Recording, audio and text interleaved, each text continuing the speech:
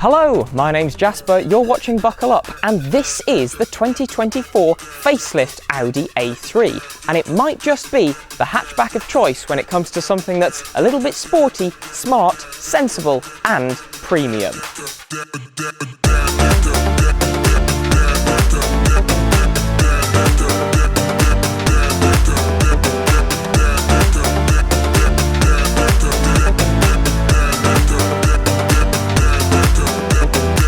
Thankfully, Audi haven't changed too much when it comes to the styling of this, and that's because it's a very popular car. It's somehow both smooth and also angular at the front. This is Audi's corporate grille, and it sits at the front of the car. You've got some signature matrix LED elements to the daytime running lights in these headlamp clusters, and because this is the sportiest black edition, I've got a lot of gloss black elements of bumper styling around the outside of this car. There's some tasteful creases in the bonnet, and obviously prominently front and centre, a grey and black Audi badge. The overall styling at the front of the car is very nice and smooth and refined, and that does continue down the side, where you'll see some whopping great big 19-inch Y-spoke matte grey diamond cut fronted alloy wheels. Now, the A3 is available with 17-inch all the way up to 19-inch alloy wheels, depending on the specification you go for. This being the black edition, I've got the 19s. I've got some gloss black plastic mirror covers and this gloss black plastic side skirt at the bottom of the car. And in case I forget what model of car it is, I've actually got Audi A3 Sportback TFSI written into the B pillar here. Very handy. The roofline is nicely sloped, and you've got a gloss black plastic shark fin style antenna on top of it. And back here, my fuel flap. The glass house is surrounded by a tasteful gloss black bit of plastic trim, and I've got Audi Sport written into my alloy wheels around the circumference. Let's see what it's like at the back. Well, round here it's a continuation of the sensible but mildly sporty styling we see on the rest of the exterior. I've got some light clusters which are full LED and very nice and tasteful. I've got my gloss black plastic element of a kind of rear diffuser bit of styling, and this has also got Audi's kind of fake looking exhausty type things put into it, but actually the exhaust tip is underneath somewhere. And I've got rear parking sensors, a reversing camera, my grey and black Audi badge, and because this is the S-Line Black Edition, I've got my red Audi S-Line emblem here, and the badging back here is also black. I'm also missing the TFSI engine badging that is usually available on these cars. The rear screen is tinted, as are the rear passenger doors, and you've got a third level brake light on this little boot spoiler that juts out above your rear tail glass. If I pop open the manual boot, you'll be greeted with 380 litres of space, which is pretty decent for this size class of car. I've got a chunky false floor, which can be lowered to increase the height of the boot, but in its default position, it means I get a flat loading floor when I fold down the 60/40 split folding rear seats, and B, not much of a load lip to lift things over, so that's quite good. If I do drop those seats, which I can do either from the boot or from the rear seats themselves, I get up to 1,200 litres of space in the back of this car, which is great. The boot has a few features, namely a few tie-down points, a couple of cubbies on either side, and then a couple of hooks for carrier bags, but there's not too much to shout about back here in terms of features, it's just enough. Stepping into the back seats of the A3 is relatively easy as long as your driver in the front seat or passenger is not too tall. Obviously, with this being a relatively compact family hatchback, you do not get the most amount of space in these back seats. Now, behind my own driver's position at the height of 173 centimetres or 5'7½", I do have plenty of knee room, and if the driver were a little bit taller, I would be comfortable enough back here, but it's not got the legroom of the category above. The seats are very comfortable, and they're clad in this lovely dark leather with contrast stitching, and the whole cabin back here is actually pretty decent. There are some tougher plastic materials on the door card, but it all feels really well assembled, and it's pretty practical. My reusable bottle of water fits no problem in the door cards, and if I fold this armrest down, I've got a pair of cup holders here in the centre. There are rear air vents for the passengers and the option to swing the climate control to more red or blue. No pockets in the back of the front seats, unfortunately, but I do have two USB Type-C charging ports down here if I need them. And for people who are interested in the family element, this car has Isofix on both of the outer seats, and those points are behind little covers that just flip up back into the seat, so they won't fall off and you won't lose them, and they're dead easy to cover back up again if you want to. The cabin shape is pretty good, so you can get 3 adults back here if you need to, but there is quite a big hump in the floor, so that central passenger will have to spread their legs a little bit. Larger people should fit, but in this class of car, 3 people for a long journey is pushing it, and that's the same across all of this car's rivals. Let's see what it's like up front. You know, at the top of the video where I said this was a sensible but slightly sporty choice in this segment? The front is why that's the case, and that's because it's both refreshingly old school but also quite sporty up here. So I've got a very sporty seating position. These seats are the sports seats, which is an optional extra, but they are very good and well worth the money because they're incredibly supportive, very comfortable and very adjustable. Both of the front seats adjust for height. I've got under thigh support, I've got adjustable electric lumbar support, I've got backrest support, etc, etc. The steering column also has plenty of adjustability for both reach and rake in it, so finding a comfortable driving position in here is no problem. In terms of materials, Audi do also spoil you a little bit back here. They've made some massive improvements over the pre-facelift A3, and that's reflected in good quality materials, mainly with a bit of squidge over most of this interior. There are some harder elements of plastics in the door cards and lower down on the central console, but that's not too unusual.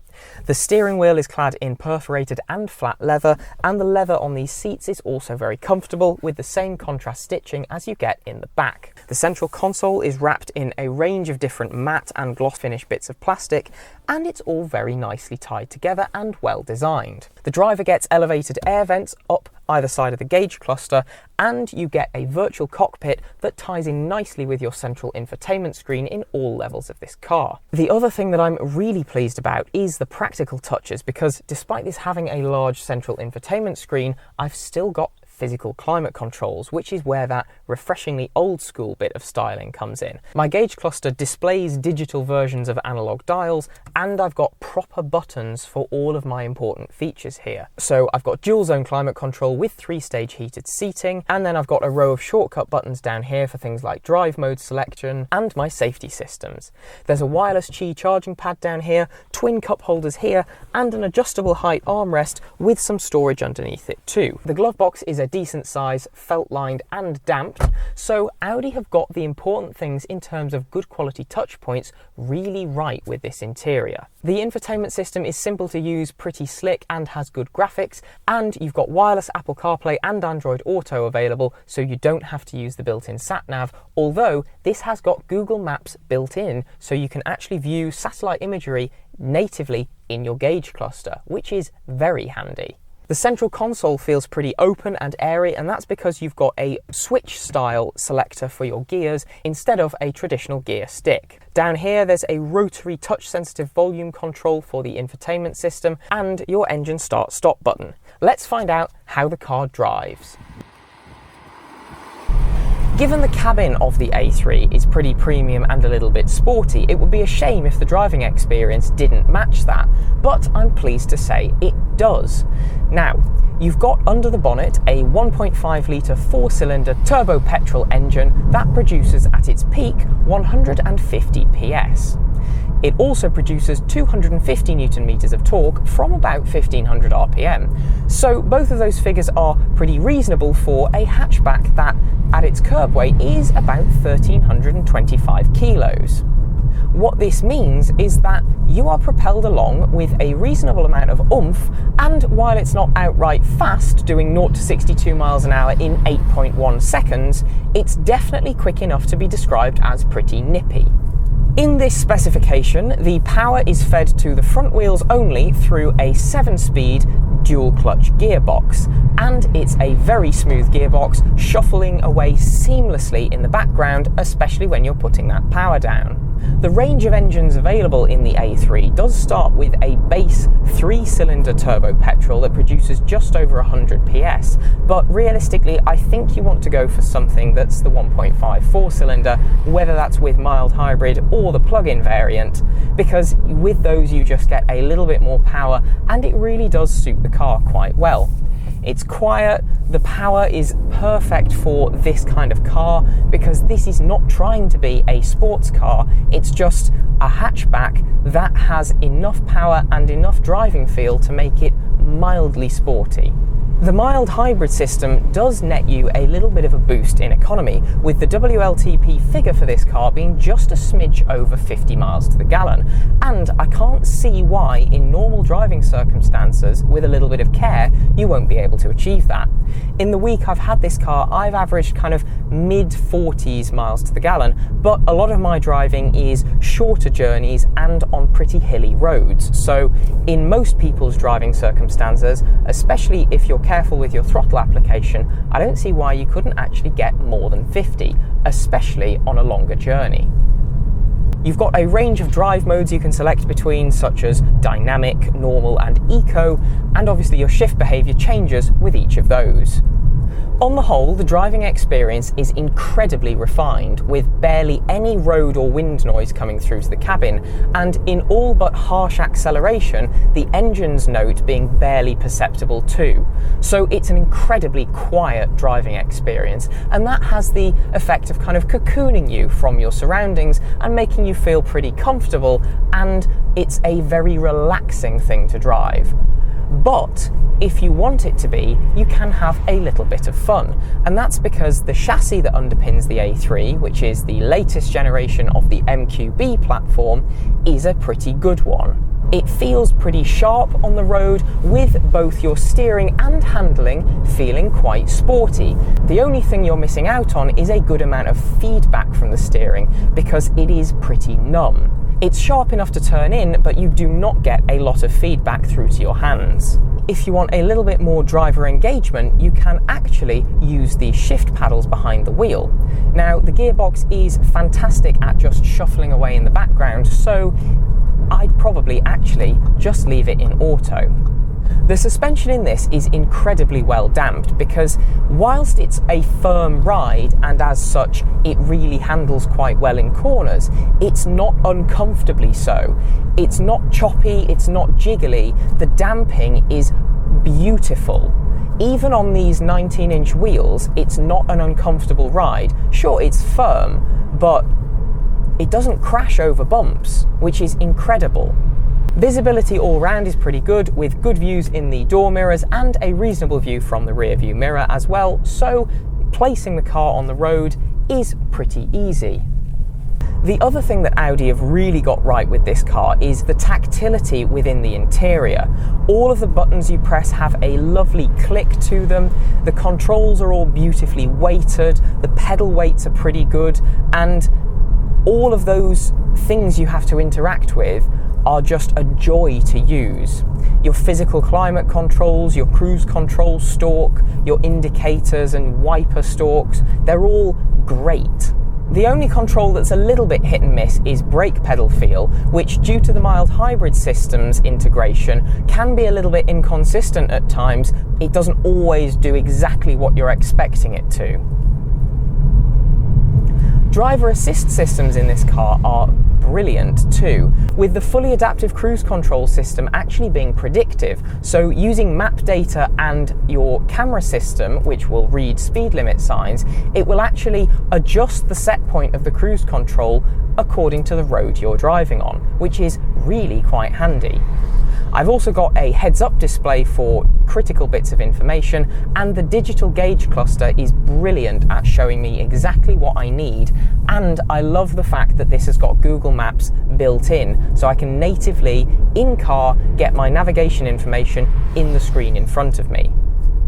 The infotainment system is easy to use, pretty slick, and the graphics are nice and clear.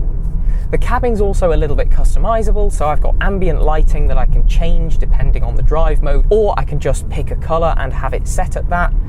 And the overwhelming feeling in here is just one of quiet, understated premiumness. And even things like the door handles, which I absolutely love, the design and integration of them, just show how much attention to detail Audi have put into this car, and therefore what a good all-rounder it is. The cabin and the way it drives are both really very good.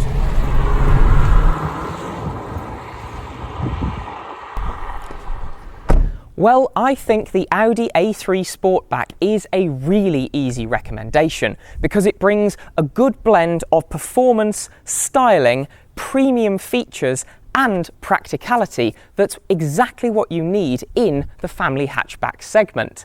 It drives well, it looks great, and the cabin and interior are fantastic. Plus, with that mild hybrid powertrain, it's actually going to be relatively affordable to run. Thank you very much for watching. If you have enjoyed what you've seen today, please do remember to like, comment, and most importantly, subscribe to the Buckle Up YouTube channel if you have not done so already. Scroll down to the video description where you can find links to all of our social medias. Please do go and follow us there. And then there are a couple of ways you can support the channel. The first of which is our merchandise store, linked in the video description. And secondly, you can become a channel member right here on YouTube and support what we do on a monthly basis. That is everything for today's video, so thank you very much for watching. My name's Jasper, and I will see you next time. Bye!